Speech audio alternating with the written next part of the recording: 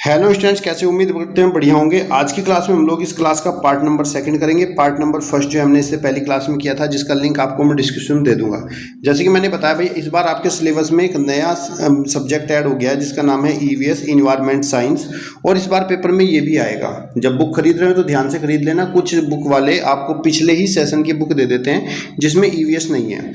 आज की क्लास में मैं ईवीएस के जो सेकंड पार्ट है, इसमें मैं क्वेश्चन नंबर 11 से लेकर आपके क्वेश्चन नंबर 20 तक के इंपॉर्टेंट ईवीएस के पार्ट लाया हूँ। और उसके बाद मैथमेटिक्स के क्वेश्चन नंबर 11 से लेकर क्वेश्चन नंबर 20 तक के आपके मैथमेटिक्स के इंपॉर्टेंट सवाल लेकर आया हूं। तो चलिए शुरू करते हैं आज की क्लास। वीडियो को लाइक और शेयर कर लेना और मुझे कमेंट करके बताना आपको 11 से 20 तक में कितने क्वेश्चंस के आंसर पता थे। नमक कहाँ से मिलता है? नमक का जो मेन स्रोत है वो क्या है? रिवर है, सी है, माउंटेन है या फिर रेन है? तो सही आंसर है रिवर का। नमक का जो सही स्रोत है वो आपका सी है, समुद्र से मिलता है। कौन सी परत हमें यूवी किरणों से बचाती है? Which layer is protect us from UV ray? तो उसका सही आंसर है आपका ओजोन लेयर। ओजोन लेयर जो है यूवी किरणों से हमें दूर रखती है, बचाती है। पृथ्वी के लिए ऊर्जा का मुख्य स्रोत कहाँ है? हमारी पृथ्वी को ऊर्जा कहाँ से मिलती है? तो उसका सही आंसर है सन।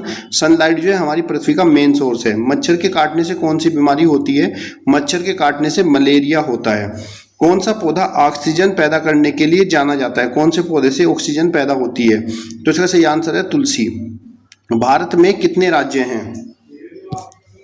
28 राज्य हैं। भारत में किस पेड़ को पवित्र माना जाता है? तो भारत में पीपल के पेड़ को पवित्र माना जाता है।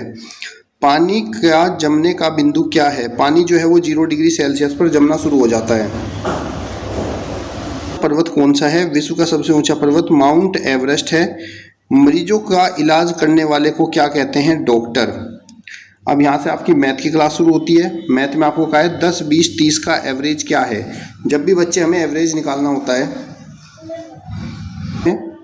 कि एवरेज बराबर हमारा जो भी संख्याओं का हमें एवरेज निकालना है, जैसे यहाँ पे 10, 20, 30 का निकालना है, तो संख्याओं का योगफल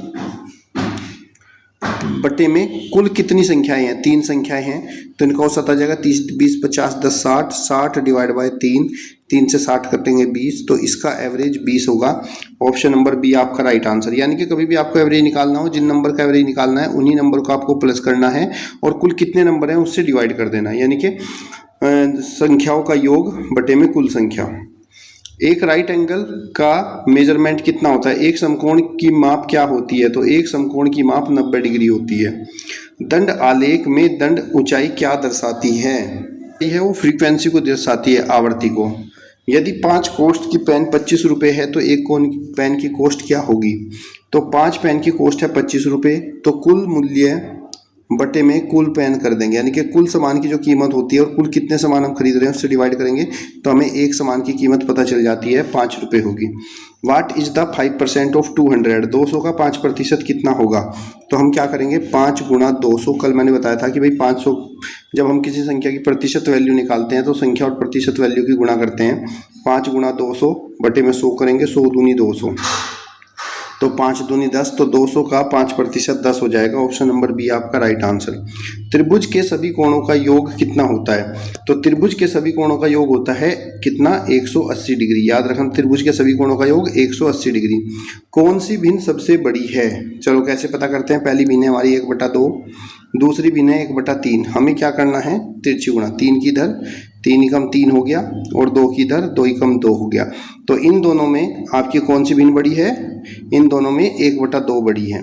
अब 1/2 की तुलना, हमें तो बड़ी बतानी है तो ये छोड़ देंगे छोटी वाली को। अब बड़ी वाली की तुलना 1/4 से करेंगे। फिर से ऐसे ही करेंगे, तिरछी गुणा 4 इधर 2 इधर, तो 4 एकम 4, 2 एकम 2। तो कौन सी भिन्न बड़ी है इनमें भी? 1/2। ऑप्शन नंबर आपका ये राइट आंसर हो जाएगा। अगर हम 0.1 की गुणा 0.1 से करते हैं तो क्या आएगा? देखो बच्चे, 0.1 की गुणा अगर 0.1 से करेंगे तो पहले हम सिर्फ 1 की 1 से करेंगे और 1 की 1 से गुणा करने पर 1 ही आता है। बात आती है दशमलव, तो दशमलव यहाँ पर 1 अंक के बाद है और इधर भी 1 अंक के बाद है, तो गुणनफल में दशमलव 2 अंक के बाद होगी। तो यहाँ पर 0 लगा के लगाएंगे, 0.01। ऑप्शन नंबर आपका ये राइट आंसर हो जाएगा। एक ट्रेन 2 घंटे में 100 किलोमीटर चलती है तो इसकी चाल क्या है? तो चाल बराबर होता है दूरी बटे समय। दूरी हमारे पास 100 किलोमीटर है और समय है 2 घंटे, तो बराबर 50 किलोमीटर प्रति घंटा। यानी कि जब आपको चाल की बात कहा जाए तो चाल बराबर आपको क्या करना है? दूरी, और उस दूरी को भाग करना है समय से।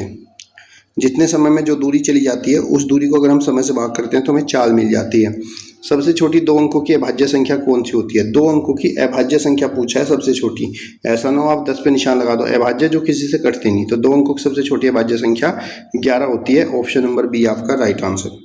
आज की क्लास कैसी लगी कमेंट बॉक्स में बताना, और वीडियो को लाइक और शेयर कर लेना। यही वो क्वेश्चंस हैं जो आपके पेपर में बार बार पूछे जाते हैं। तब तक के लिए धन्यवाद। जय हिंद, जय भारत।